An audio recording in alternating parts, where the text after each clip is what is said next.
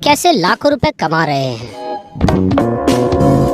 ये भी लोगों की गलतफहमी है कि मेरे अगर 1 लाख सब्सक्राइबर हो जाएंगे तो पैसे मिलेंगे। सब्सक्राइबर से पैसे नहीं मिलते। डेली ब्लॉग बनाना है, डेली अपलोड करना है।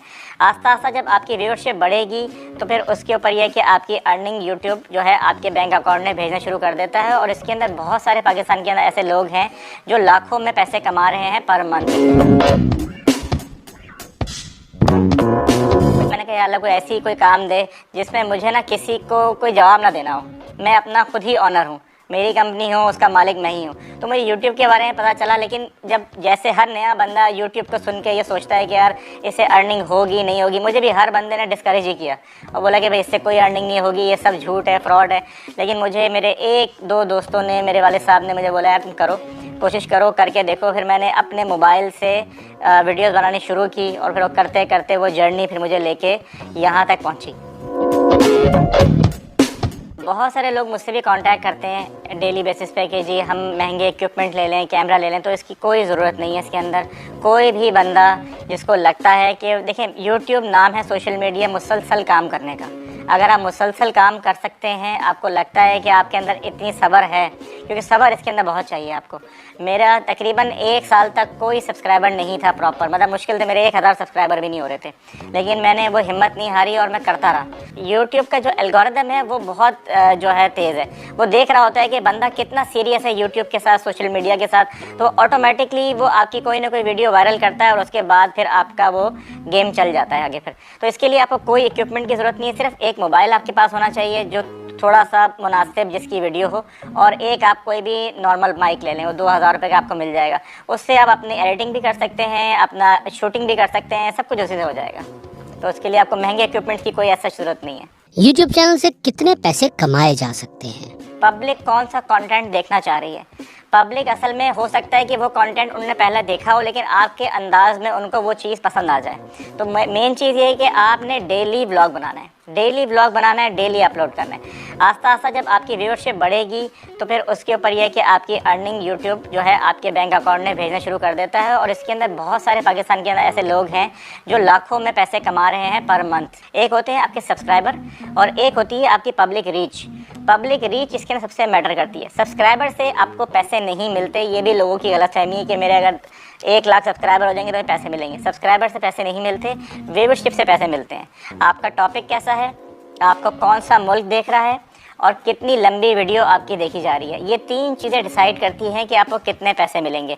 बस नॉर्मली जो बंदा भी इसमें थोड़ा बहुत भी कामयाब है वो लाखों में ही कमाता है। इसके अंदर हज़ारों वाला कोई सीन नहीं है। इसके अंदर सब इसके अंदर बहुत अच्छा कमाते हैं। इसमें एक RPM रेट होता है। उस रेट के हिसाब से हमारे जो पाकिस्तान के अंदर जो पैसे हैं वो थोड़े कम बनते हैं। अगर आप मिसाल के तौर पे इंडिया की मिसाल ले लें या आप अमेरिका की मिसाल ले लें, वही सेम वीडियो अगर आपकी अमेरिका में देखी जाएगी तो आपके पैसे बहुत ज़्यादा बनेंगे। किन वीडियो से ज़्यादा डॉलर्स कमाए जा सकते हैं। मिसाल के तौर पे अगर आपने स्टॉक एक्सचेंज की एक वीडियो बना दी और एक वीडियो आपने बना दी इस्लामिक किसी टॉपिक के ऊपर, तो वो यूट्यूब के कुछ रूल्स हैं कि कुछ वीडियो को ज़्यादा सपोर्ट करता है। जैसे टैग वीडियो है उनको ज़्यादा सपोर्ट करता है, उसके रेट ज़्यादा हैं। वो अगर उसकी व्यूअरशिप आपकी हाई आएगी तो उससे पैसे ज़्यादा बनेंगे। चैनल मोनेटाइजेशन का क्या तरीक़ाकार होता है।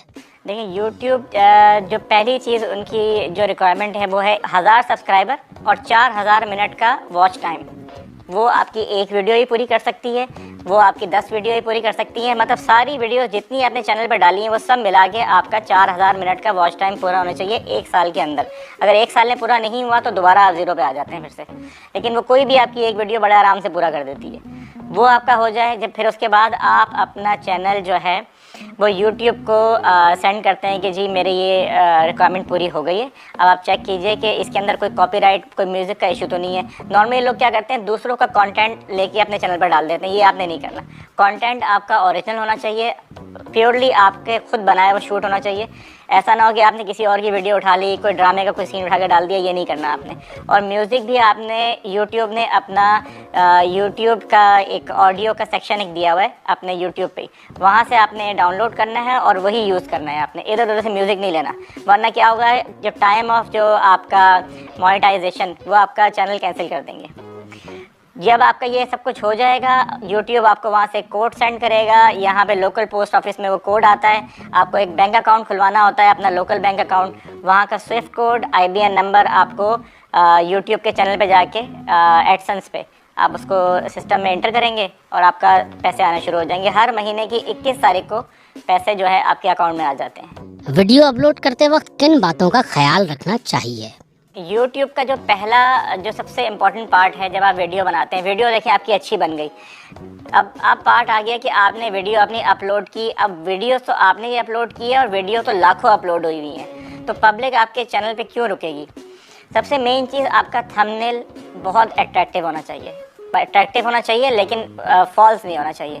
फिर आपका टाइटल बहुत अच्छा होना चाहिए कि लोग अगर आपके टाइटल पढ़ें तो उनको लगे कि हाँ यार, ये कुछ इसके अंदर कुछ ऐसा है कि हमारे काम की चीज़ है, उनको पढ़ के कुछ यूनिक कुछ फील होना चाहिए। फिर उसके बाद आपकी एसईओ फिर आपकी आती है। एसईओ आपने नॉर्मली जैसे कुछ लोग सॉफ्टवेयर यूज़ करते हैं, लेकिन मैं सॉफ्टवेयर यूज़ नहीं करता। उसका सिंपल सा तरीका है कि आप गूगल पे जाएं, संडे बाज़ार के लोग सर्च कर रहे हैं आजकल वीडियो, तो आपने जाके गूगल पे जाके सिर्फ टाइप करना है संडे बाज़ार। उसके नीचे गूगल एक पूरी लिस्ट खोल देगा, संडे बाज़ार रूट, संडे बाज़ार कराची, संडे बाज़ार इतवार बाज़ार, ये सारे वो खोल देगा जो लोग सर्च कर रहे हैं। तो सबसे बेस्ट एसईओ वहीं से हो जाती है। आप वो सारे कीवर्ड उठाएं और अपने टैग्स में डाल दें। उससे ज़्यादा आइडियल कोई प्लेटफॉर्म नहीं है जो गूगल ने खुद दिया हुआ है। कॉपीराइट्स के क्या मामलात होते हैं? एक होता है कॉपीराइट क्लेम, एक होती है कॉपीराइट स्ट्राइक। कॉपीराइट क्लेम आपको आ जाए म्यूज़िक के ऊपर तो वो कोई इशू नहीं है। वो क्लेम आ जाता है तो यूट्यूब ने एक ऑप्शन दिया हुआ है कि आप उसमें जाएं और जाके उस म्यूज़िक को रिप्लेस कर दें वीडियो पब्लिक होने के बाद भी। लेकिन अगर आपको स्ट्राइक आ गई तो स्ट्राइक सिर्फ 3 आती हैं यूट्यूब के ऊपर। अगर आपने किसी की वीडियो लेके डाल दी सेम, तो आपको वहाँ से उसको पास नोटिफिकेशन चली जाती है।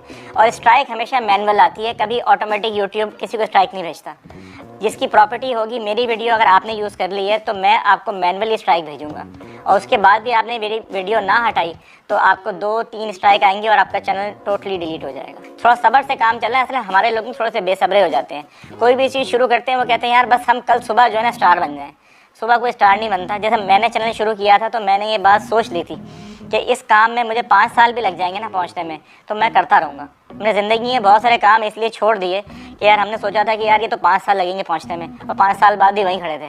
क्या यूट्यूब को तालीमी इदारों में निसाब के तौर पर शामिल किया जाना चाहिए? देखिए, सिर्फ ना कि मैं ये मानता हूँ कि हमारे जो तालीमी इदारे हैं वो जो भी एजुकेशन दे रहे हैं वो तो 100 साल पुरानी है। सही है, दुनिया तो कहाँ से कहाँ पहुँच गई। हम तो फ्लॉपी डिस्क से आगे ही निकल रहे हैं। ट्रैक्टर के 2 पहिए आगे 2 पीछे, इसकी यही हम अभी तक स्कूलों में पढ़ा रहे हैं। दुनिया रोबोटिक्स पढ़ रही है, आर्टिफिशियल इंटेलिजेंस पढ़ रही है, और हम लोग क्या पढ़ा रहे हैं कि वो पेंटियम 1 उससे ज़्यादा तेज़। तो आपके हाथ में जो मोबाइल है अभी आम सा, वो बहुत तेज़ है।